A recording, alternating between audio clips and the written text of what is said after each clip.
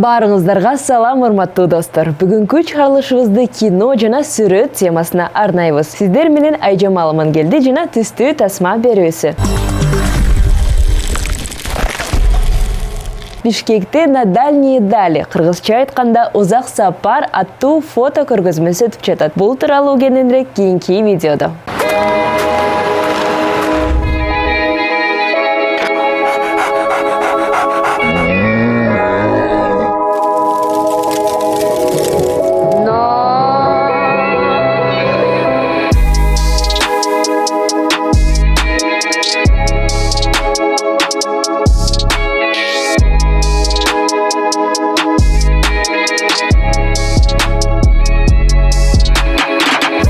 Star Art кафеси сүрөтчүлөргө жана фотографтарга жардам берген Star Art Space долбоорун иштетет. Ал эми бүгүн бул жерде Денис Полешков аттуу фотографтын сүрөттөрү коюлган.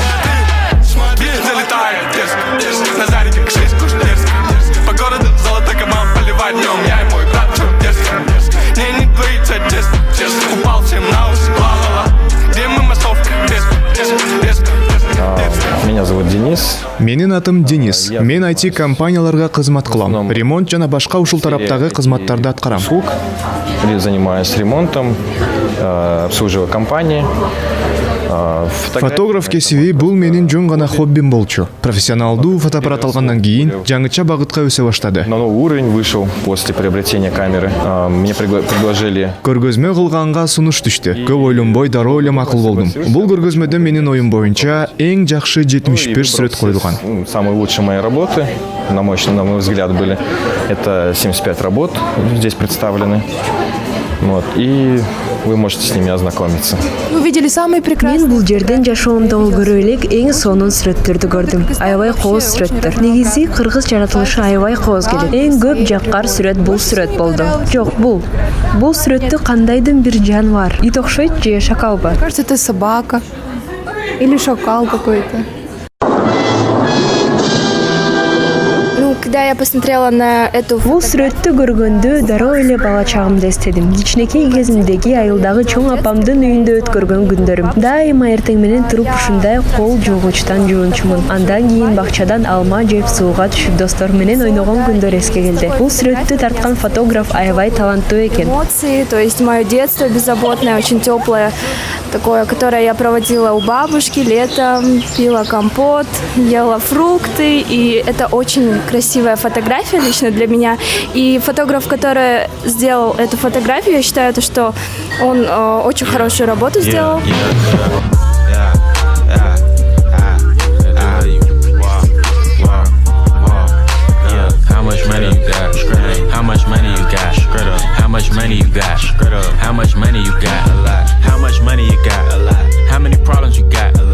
Я бы хотел выйти на Дүйнө деңгээлиндеги фотограф болгум келет. Бул акча үчүн же белгилүүлүк үчүн эмес, жөн гана дүйнө жүзүндөгү бардык жерлерди көрүп келгим келет. Элестетиңиз, журналдагы сүрөттөрдү ачып көрүп жатып, өзүңүзгө айтасыз: мен бул жерде болгом, мындай окуя болбоду беле? Бул киши менен таанышпадым беле?" деп эстеп отурган кандай сонун. Жана башка кишилер дагы бул сүрөттөрдү көрүп, саякаттаганга мотивациясы пайда болот. Местом вдохновиться этой фотографией и тоже отправиться туда. Меня разрывает и Кээде ушунчалык сонун көрүнүштүү же бир кишилерди же бир куулушту призма аркылуу бере албаганыма аябай жиним келет. Же болбосо фотоаппарат жок болуп калат. Аябай депрессия болом. Такая маленькая депрессия, что ли, начинается. То есть жалеешь об этом очень сильно. Я иногда радуюсь, как маленький ребенок. То есть, когда Сүрөттөр мени бала чагым алып барат. Бул нерсени түшүндүрө албайм, бирок так ушундай экенин айта алам. Отправляют в детство. Почему-то именно так вот.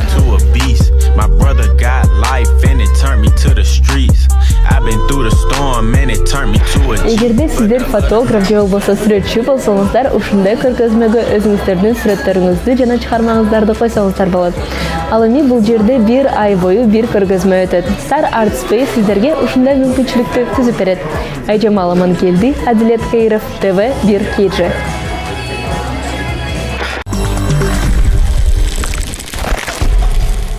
Ал эми сиздерге сүрөттүн тарыхы жөнүндө айтып беребиз. Фотокарточкадан баштап смартфондорго чейин кызыктуу видеого көңүлүңүздөрдү бурыңуздар. Заманбап дүйнөнү фотосүрөтсүз элестетүү кыйын. Фотосүрөт коомдун ажырагыс бөлүгү болуп, баардык кесиптик жана жеке чөйрөлөрдө кеңири колдонулат. Бүгүнкү күндө адамдар сүрөттү өз көзү менен көргөндөй тартуу мүмкүнчүлүгүн активдүү пайдаланышат. Бирок сүрөттүн тарыхын көп адам билбейт. Ошол эле учурда фотосүрөттүн үстүндө иштеген илимпоздордун демилгелүү акыл эси көптөгөн кыйынчылыктарга туш болуп, дароо ал үчүн татыктуу келечек түзө алышкан эмес. Бүгүн биз сизге сүрөткө тартуу тарыхы жөнүндө айтып беребиз. Ал фотокартадан смартфонго кантип өнүккөнү жөнүндө. Эң биринчи француз Жозеф Непс сүрөттү ойлоп тапкан. Анын изилдөөлөрүндө Жозеф Непс үзүлдүккө учурады. Камерадан алынганда ал жоголбой тургандай кылып туруктуу сүрөттү ар кандай беттерге өткөрүп берүүгө аракет кылган. Жарык тийгенде сүрөт өчүп, андан кийин контурлар толугу менен жок болуп кетип атты. Мурун дагы көптөгөн изилдөөчүлөр ушундай эксперименттерди өткөзүшкөн. Бирок ар кандай себептерден улам алардын иши көрүнүктүү натыйжаларга алып келген эмес.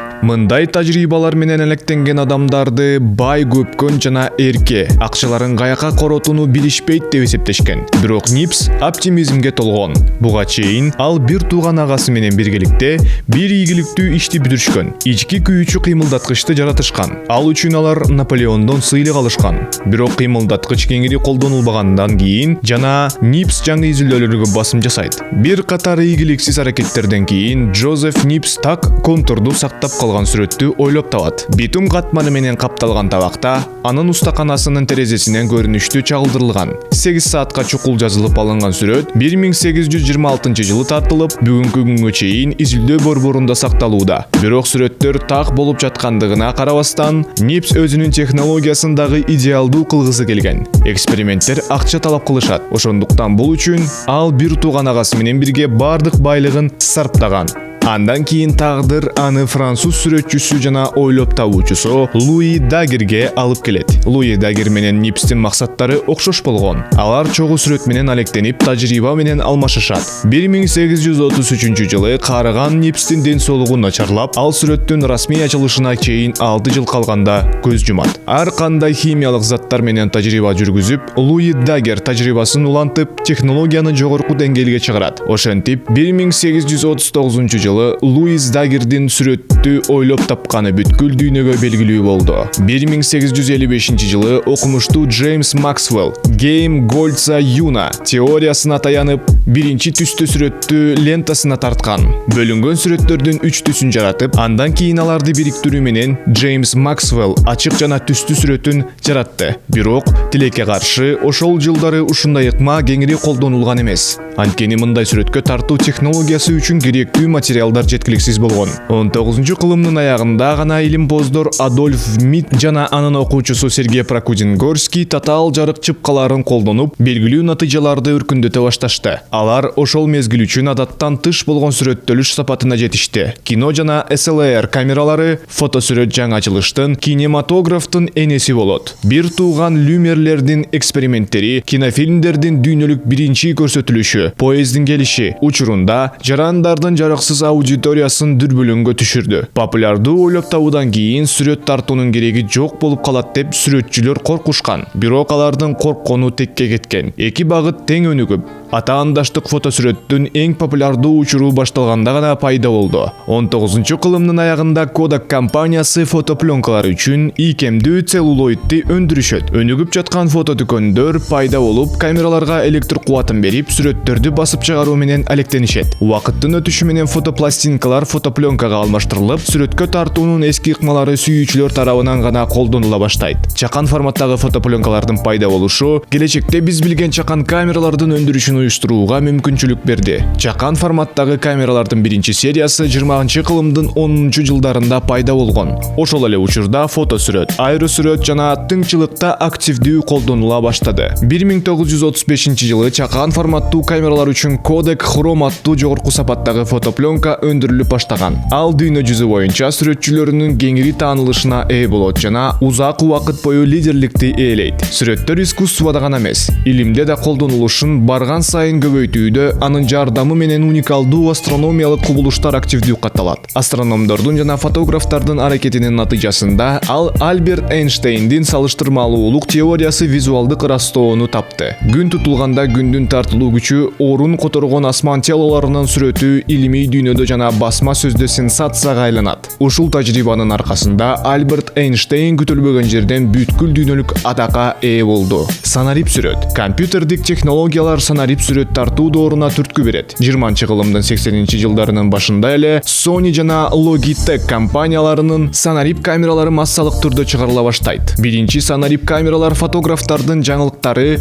жана технологиялык революциясы менен гана эмес, ошондой эле кымбаттыгы менен таң калтырды. Бардык жагынан алганда, санарип камералар узак убакыт бою фотопленка менен иштеген атаандаштарынан төмөн болушкан жана жалаң профессионалдык эмес, сүрөт катары кызмат кылышкан. Санарип камералар салттуу DSLR менен олуттуу атаандаштыкка 2000-жылдардын башында гана жетише алды. Ошондой эле колдонуучулар санарип фотосүрөттүн артыкчылыктарын дароо түшүнбөгөндүктөн дагы мындай фотоаппараттар болгон эмес. Мындан тышкары, санарип камераларды өндүрүүчүлөр узак убакыттан бери рынокто көбүрөөк сатып алуучуларды кызыктыра турган оптималдуу бааларды түзө алышкан эмес. Бирок бул көйгөйлөр натыйжалуу чечилген сайын санарип фотосүрөт өзүнүн жетектөөчү позициясын бекемдеди. Жогорку сапаттуу сүрөткө тартуу параметрлеринин тышкары видеону HD сапатта тартуу мүмкүнчүлүгү кошулду. Акыркы учурда санарип камералар видеоклиптерди, ал тургай көркөм тасмаларды тартууда колдонулуп келе жатат. Мындан катуу атаандаштык акыры фотопленкалардын айрым түрлөрүн, анын ичинде хром кодектерин өндүрүү жокко чыгарды. Ошентип, Kodak компаниясы өзү жаңы технологиялардын чабуулуна кабылып, насыя алууга барып, ири кирешеден айрылып, өзүн банкрот деп жарыялоого аргасыз болгон. Санарип камералар менен чогуу уюлдук телефондор дагы өнүгүп башташкан. Алардын варианттарында 2000-жылдардын башында фото жана видео тартуу мүмкүнчүлүктөрү кошула баштады. Санарип камералар заманбап смартфондорду тартуу сапатынан дагы деле алдыда. Бирок алар кымбаттуулугунан жөнөкөй адамдар сатып алуу артыкчылыгы жок. Анткени фотосүрөт сүйүүчүлөрү каалаган нерсени смартфонго эле тартып алышат. Интернет байланышы смартфондун колдонуучуларына сүрөттөрүн социалдык тармактарда бөлүшүүгө, ал тургай ар кандай коммерциялык сайттарда гаджеттеринен түшкөн сүрөттөрдү сатууга мүмкүнчүлүктөрдү берди. Көпчүлүк учурларда камералары бар смартфондор сүрөткө тартууну сүйүүчүлөрдү сүрөттөрдүн сапаты менен толук канааттандыра баштады. Ал эми өзүңүздүн жеке киноңузду кантип жасоо керектиги жөнүндө адабияттарды китеп дүкөндөрүнөн телефонуңуздан таба аласыз. Социалдык тармактардагы, коммерциялык платформалардагы сүрөттөрдүн жарнамалык адаптациясы адамдарга бизнести ашыруу жаатында жаңы мүмкүнчүлүктөрдү берди. Фотосүрөттү колдонуп, чыгармачыл эксперименттерди өткөрүү мэйкиндиги жыл сайын кеңейүүдө. Камералар менен дрондорду колдонуу сөзсүз түрдө кымбат баалуу жабдууларды колдонбостон бийиктиктен өзгөчө сүрөттөрдү жана видеолорду тартууга мүмкүнчүлүк берди. Сүрөт компьютердик графиканын, графикалык дизайндын жана башка көптөгөн популярдуу алдыңкы сфералардын өнүгүшүнө жардам берди. Сүрөттүн тарыхы али бүт элек жана биз анын өнүгүшүн байкаган акыркы муун эмеспиз. Алдыда дагы көптөгөн кызыктуу нерселер бар. Албетте, биз муну сүрөткө тартуу менен бирге башыбыздан өткөрөбүз. Сүрөт, андан кийин видео пайда болду. Кинонун жаратылышы да өзүн күттүргөн жок. Биз жакшы көргөн тасмаларды жаратууда көптөгөн адамдар өз салымдарын кошкан. Бул тууралуу кийинки видеодо. 20-кылымда кино эң популярдуу искусство болуп калды. Кино термининин грек тамыры бар. Белгилүү болгондой, бул чындыгында кыймылдуу сүрөттөрдү жаратуу деп аталат. Бул түшүнүк көркөм сүрөт искусствосунун түрүн камтыйт. Анын чыгармалары образдардын кыймылы аркылуу жаралат. Бүгүнкү күндө жыл сайын көптөгөн кино тасмалар чыгат. Бирок кинонун качан жана кантип пайда болгонун бардыгы эле биле бербейт. Ошондуктан биз бул макалада кыскача тарыхый маалыматтарды сунуш кылабыз. Кино ойлоп табуунун тарыхынын башталышы кино тарыхы 19-кылымда башталган. Бирок сүрөттөрдү тартуу ыкмасы катары сүрөткө тартуу кылымдын ортосунда кеңири жайылган. Тартуу жана репродукциялоо үчүн жапкычтын төмөн ылдамдыгын колдонуп сүрөткө тартуу керек. Бирок 1870-жылдары тиешелүү фото эмульсиялардын түрлөрү пайда болгондон кийин да кино дароо пайда болгон жок. Азыр айдан ачык көрүнгөн ыкмаларга жана технологияларга режиссерлор бир нече убакыттан кийин гана келишти. Пионерлер кинофильмдерди жазуу, ойнотуу тутумдарын түзүүгө көптөгөн аракеттерди көрүштү. Бул жараянга Томас Эдисондун өзү да катышкан. Бирок анын технологиясы жалаң гана жеке көрүүгө багытталган. Ошондуктан ал жетиштүү ыңгайлуу эмес деп эсептелген.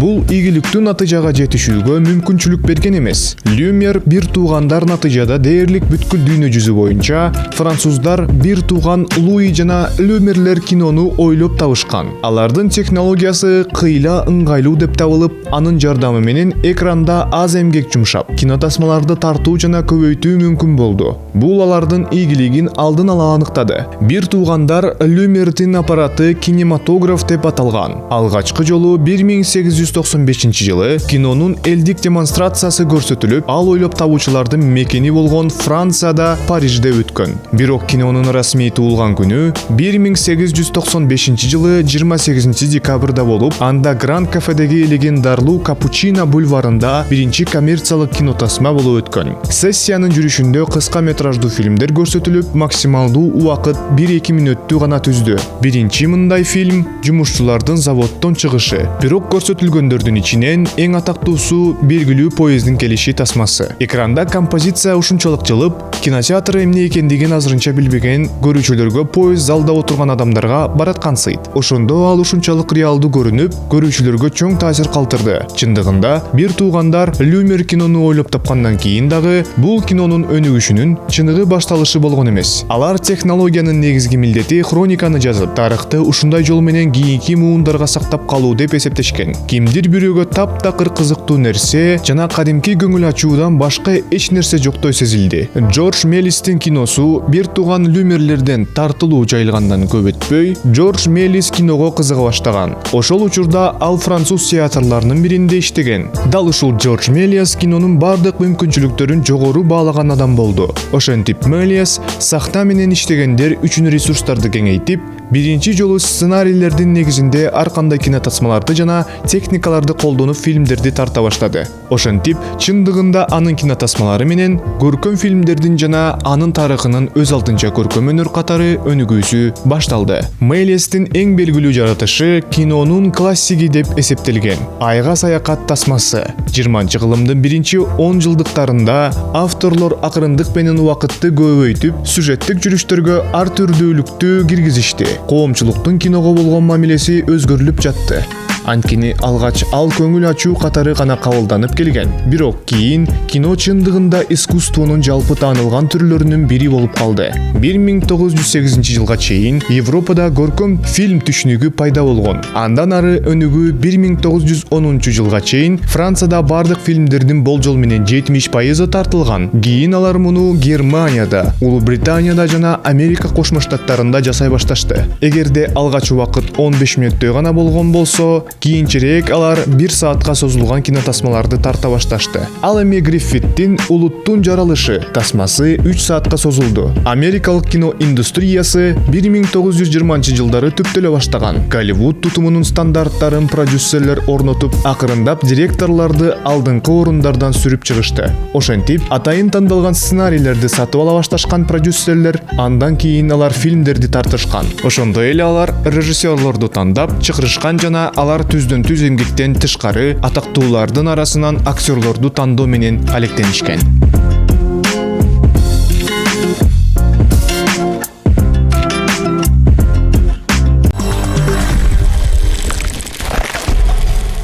Искусство анализдегенге кандай жардам берет? Кийинки видеодо кызыктуу маалымат менен бөлүшөбүз.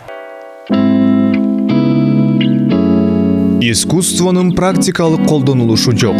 Бирок аны изилдөө биздин кабылдоонун өнүгүшүнө жана көргөндөрүбүздү башкаларга түшүндүрүп берүү жөндөмүнө өбөлгө түзөт деген пикир бар. Бул жөндөмдөр пайдалуу.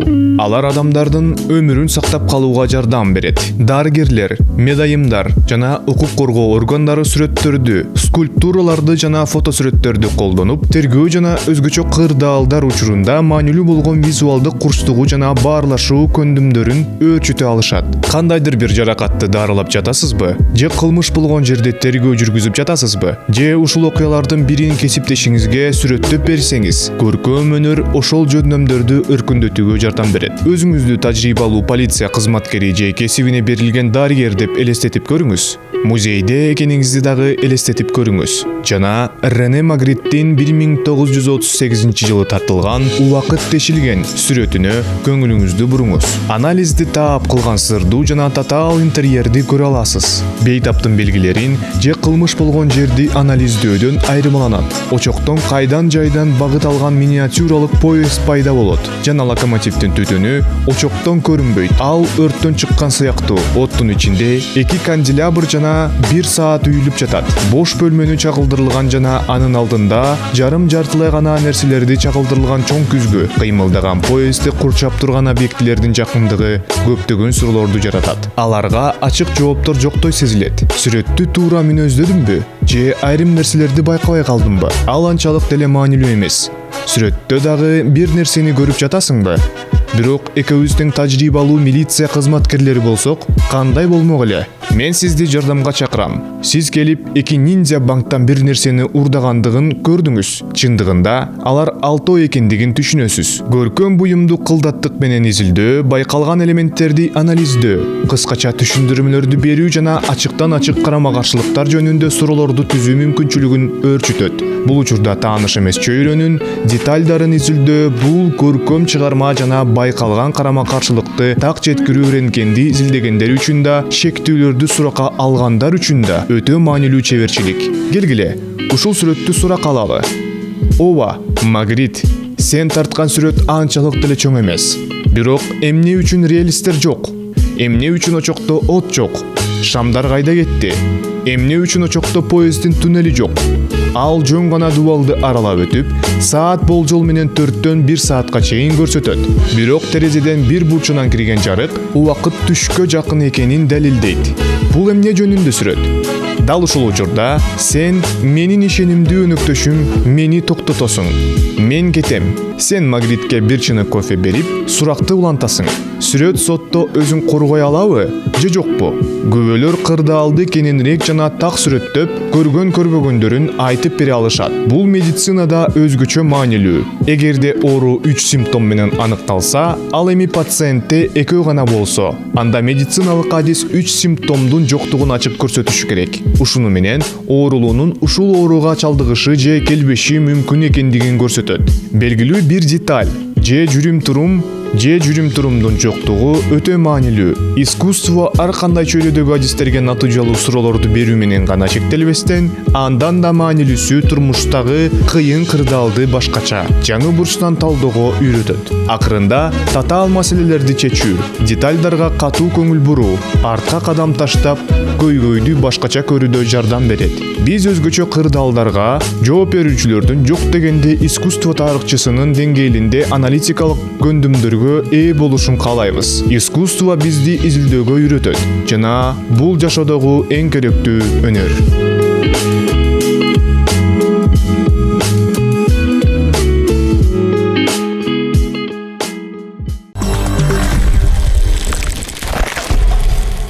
Ал эми чыгарылышыбызды көңүлдүү ыр менен аяктайбыз. Рахат алууга даяр болуңуздар. Жая мен сени көрүп атам. Бегиш. Бейби жаным менен эч качан коркпо, кучагыма кел. Колтукташып сени менен тегеретем жер. Таналың болуп сенин бүт оруудан сакайтып, эталону сулуулуктун болуп калдың деп айтам. Гүлдөр өсүп айланада жетелешип бассак, табыласың жүрөгүмдө эгер терең казса. Колумдан келген иштин баарын сен үчүн жасайм. Сен бактылуу болгон үчүн мен бактылуу жашайм. Бул өмүрдүн таттуу ширеси, бейби жаным сүйөрүмдү катуу билесиң. Кол кармашып бирге менен билечи, жылдыздарга учалы эрчи. Жүрүп кеттик бул өмүрдүн таттуу ширеси, бейби жаным сүйөрүмдү катуу билесиң. Кол кармашып бирге менен билечи, жылдыздарга учалы эрчи. Мен сенин коксуң, бир жытасаң жоксуң. Сен менин бал муздагым, бир жаласам муздадым. Мен сенин секси боюң, жалгыз менде сенин оюң. Рахатка сени алып жүрөмүн мен өмүр бою. Сен менин момпо сүймерим, сени озго салсам. Сен менин кокаиним, титирейм өзүңсүз калсам. Сен менин секси кызым, жыргайм сени колго алсам. Бул убакыт өтөткө сызып, жүрөгүңө колум алсам. Baby, baby, kokaina. Baby, baby, hey, hey. Baby, baby, kokaina. Baby, baby, yeah.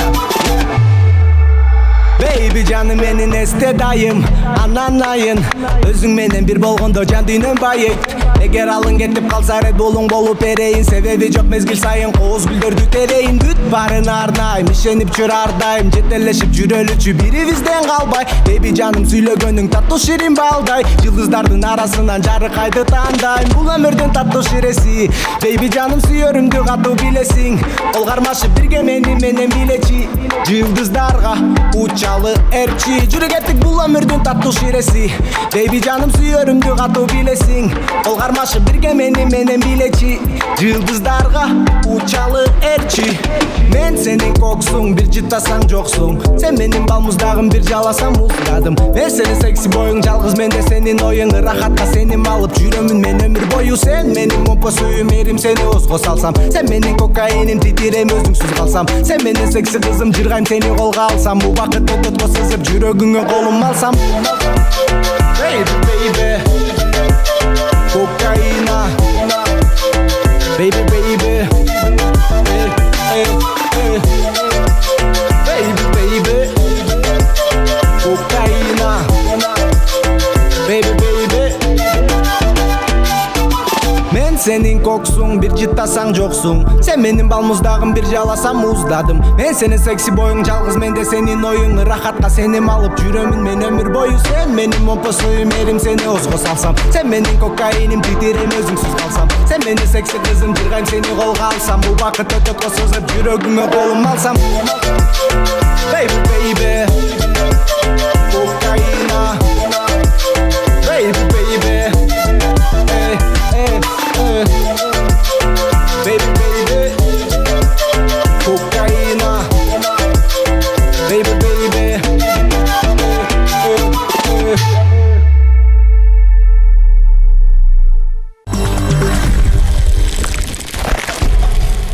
Ушундай көңүлдүү нотада биздин чыгарылышыбыз аяктайт. Ал эми сиздерге чын ден соолук каалайбыз. Сиздер менен мен Айжамал Амангелди болдум. Көрүшкөнчө.